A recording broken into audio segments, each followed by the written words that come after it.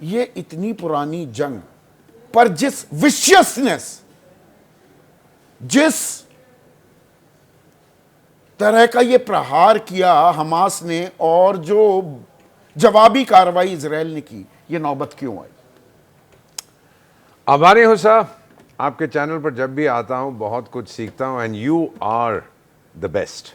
जिस तरह से आप सब कुछ समझाते हैं, जनरल कुलकर्णी साहब है, बाकी विशेषज्ञ आपके हैं, जनरल कादियान साहब हैं, इनकी जानकारी मुझसे कहीं ज़्यादा है। लेकिन जो आपने मुझसे सवाल पूछा है कि ये नौबत क्यों आई है, हमास ने अब क्यों किया, 1 महीना पहले नहीं या 2 महीने बाद क्यों नहीं? सबसे पहले तो मैं सर इजाज़त दें, आज हम सब इजरायली हैं, आज मैं यहूदी हूँ और मैं गर्व के साथ कहता हूँ, क्योंकि इजराइल पर हमला किसी फौज ने नहीं किया, आतंकियों ने किया है, टेररिस्ट ने किया है।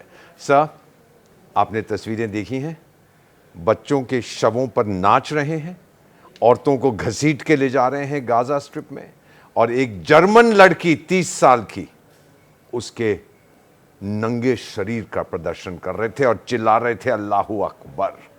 और ये जर्मन लड़की वहां क्या कर रही थी? एक शांति फेस्टिवल, पीस फेस्टिवल में गाजा स्ट्रिप के बाद गई थी। ये कौन लोग हैं, ये हैवान कौन है सर जो इस तरह की चीजें करते हैं? अब मैं आपसे एक सवाल पूछना चाहता हूं, फिर आपके स्पष्ट रूप से जवाब दूंगा। सर, जब हमला हुआ था 9/11 अमेरिका पर, कौन से धर्म के लोग उसमें इन्वॉल्व थे? 26/11 भारत में हमला हुआ, कौन से धर्म के लोग वो थे? और अब 8/10 जो इजराइल पे हमला हुआ है, कौन से धर्म के लोग हैं? ये जवाब आप भी जानते हैं, जवाब मैं भी जानता हूं। मैं इसमें एक इंटरवेंशन करना चाहूंगा, एम्बेसडर दीपक वोरा। सर, जब 20 रुपए के टेंट पर अफगानिस्तान में 2-2 मिलियन डॉलर की मिसाइलें दागी गई, वहां पर भी ऐसे ही मासूम बच्चे, महिलाएं, लड़कियां वो मौत के घाट उतार दी गई, और जहां पर वेपन्स ऑफ मास डिस्ट्रक्शन के नाम पर पूरे के पूरे देश को तबाह कर दिया जाए, तो दरअसल जो आपकी बात है, और मैं आपके विचारों का सम्मान करता हूं, पर जब हम दहशतगर्द की परिभाषा, दहशतगर्दों को परिभाषित करते हैं, तो क्या चश्मा भी फर्क हो जाता है? तेरा दहशतगर्द मेरा देशभक्त भी हो सकता है, मेरा स्वतंत्रता सेनानी या मेरा फ्रीडम फाइटर हो सकता है। क्या हमें यह भी ध्यान में रखना चाहिए? इसमें कोई सच्चाई नहीं है, क्षमा चाहता हूं sir. We can agree to disagree. Sir, आपका मुकाबला मैं नहीं कर सकता, लेकिन अमेरिका ने बहुत दूर से हथियार फेंके थे या मिसाइल भेजी थी, कुछ लोग मारे गए, उसको कोलैटरल डैमेज कहा जाता है।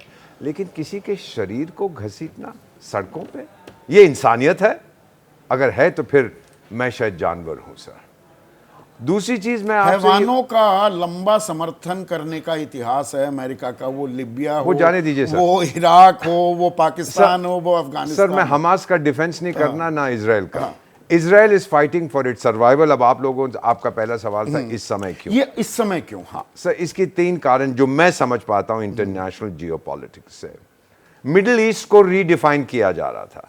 इजराइल ने पहले दोस्ती की थी, बहुत पहले इजिप्ट के साथ, अब हाल ही में बहरीन के साथ, यूएई के साथ, सूडान के साथ, सऊदी अरेबिया के साथ। कहते हैं उसके संबंध ठीक होने वाले थे। पहली चीज़ यह है कि वो मिडिल ईस्ट की डेफिनेशन बदल रही थी और पैलेस्टाइन को दुनिया भूल रही थी। सर, इसमें आप जैसे सर्वश्रेष्ठ इंटरनेशनल मीडिया का भी कुछ हद तक रिस्पॉन्सिबिलिटी है, क्योंकि पैलेस्टाइन की कोई बात नहीं करता था, सब बात करते थे पुतिन साहब ने यूक्रेन पे ये कर दिया, साहिल में ये हो रहा है, अफगानिस्तान में ये हो रहा है, यहाँ पर वो हो रहा है, पाकिस्तान में गिलगिट बाल्टिस्तान में हो रहा है। पैलेस्टाइन को लोग भूल गए थे, अब उसको वापस लाए हैं। फिर 2021 में इजराइल ने बहुत ठोका था हमास को, लेकिन हमास ये कहना चाहता हम अभी भी जिंदा हैं, अभी भी आपके लिए बहुत तकलीफ पैदा कर सकते हैं, so don't write us of. तीसरी चीज सर, मुझे लगता है कुछ हद तक ओवर कॉन्फिडेंस था। 50 साल हो गए हैं जब योम किपुर का जंग, याद है, ऑलमोस्ट टू द डे, उस वक्त भी इजराइल को सरप्राइज किया गया था। एक तरफ इजराइल और दूसरी तरफ 15 इस्लामिक देश। वाई? क्या यहूदी, आपका झगड़ा टेरिटरी पे है कि आपका झगड़ा धर्म पर है? मुझे यह समझाने की कोशिश करिए। आप नफरत करते हैं यहूदियों से, अडोल्फ हिटलर भी करता था नफरत, 60 लाख उसने मार दिए थे। क्या है ये? क्या उनको अधिकार नहीं है जीने का? अब आप ये आर्ग्यू कर सकते हैं कि ब्रिटिश सरकार ने या यूरोपियन ने हमारे दिल में क्यों बिठा दिया उनको? अफ्रीका भेजते, लैटिन अमेरिका भेजते, एशिया भेजते, होमलैंड हमारे पास क्यों दिया? उस पर आप बहस कर सकते हैं। यहूदी लोग कहते हैं ये हमारा होमलैंड भी था। अब इस पे जब तक चलेगी बहस तो लंबा चलेगी। खींचेगा ये आप कितना? और फिर सर आपको मालूम है कि पहली बार जब ये मुद्दा उठा था, ये तो नेपोलियन के टाइम में उठा था कि जूस को यहां मिडिल ईस्ट में लाया जाए। अब अरब लोग कहते, you know how the Arabs describe this episode, जब इजराइल की स्थापना हुई थी उसको अल नकबा कहते हैं। नकबा का मतलब कैटास्ट्रोफी, कैलामिटी। ये क्या हो गया कि इजराइल हमारे बीच में आ गया? उसमें एक और अध्याय जो जुड़ रहा है, ये कितना लंबा चलेगा दीपक? अब जो जंग चल पड़ी है sir, it's a fight to the finish. मैं बहुत बहुत सहानुभूति प्रकट करता हूं इजरायलियों के साथ। उनको इतना कहना चाहता हूं, वी स्टैंड विद यू। और अब एक ही सोल्यूशन है। कुछ लोग 2 स्टेट के बात करते हैं, नॉनसेंस। दूसरा कोई स्टेट नहीं बनेगा फिर आपस में लड़ेंगे।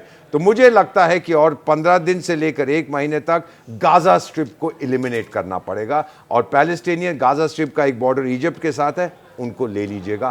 कोई नहीं लेगा।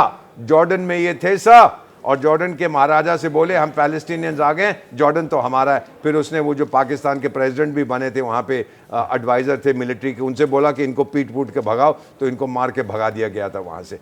कोई नहीं इन्हें चाहता है सर, कोई नहीं चाहता है। आप ये कि अलग थलग पढ़ रहे हैं, पर क्या अलग थलग पढ़ रहा है हमास, या ये लंबी फेहरिस्त है जो मैंने गिनवाई? फिलिस्तीन, ईरान, कतर, सऊदी अरब, Pakistan, Lebanon, Oman, Indonesia, Kuwait, Bangladesh. जैसे ही घड़ी का काटा दोपहर 2:30 पे आए, बबीता जी का दिल सास बहू साजिश के लिए मचल जाए।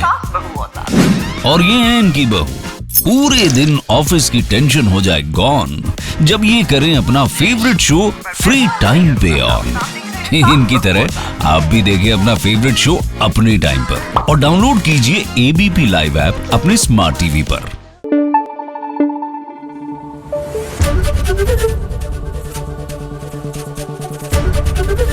एबीपी न्यूज आपको रखे आगे।